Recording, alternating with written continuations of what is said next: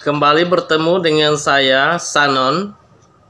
Pada sesi ke-7 ini, kita kembali bertemu untuk membahas satu pokok bahasan tentang politik dalam pandangan iman Kristen. Ini amat penting karena politik itu merupakan bagian utuh dari kehidupan, sehingga ia tidak bisa dihindari. Sepanjang manusia ada, maka politik tetap ada. Nah, dalam praktiknya, politik itu menampakkan ekspresinya dalam beragam tindakan.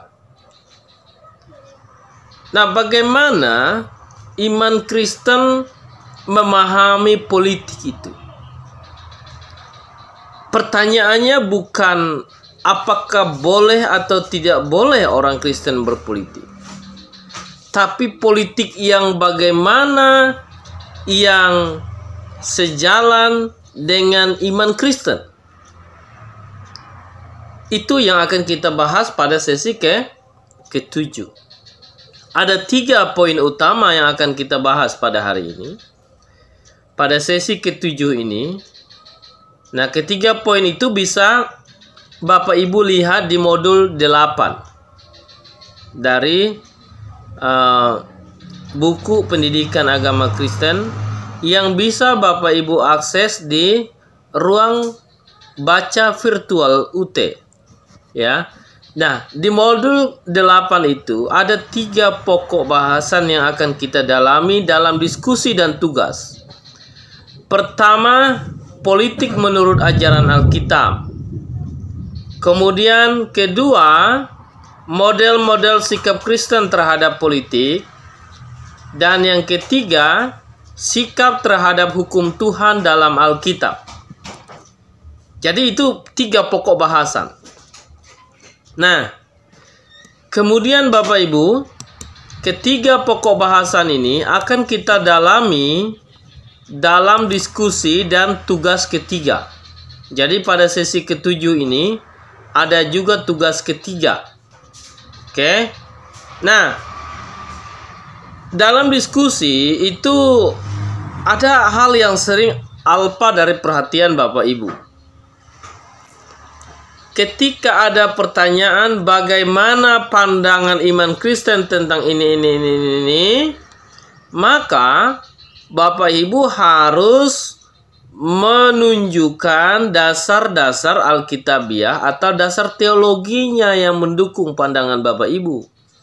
Bukan murni membahas itu secara umum. Misalnya, di sesi 7 ini kita akan diskusi tentang coba jelaskan tentang politik dalam pandangan iman Kristen dan berikan kesimpulan di forum diskusi ini.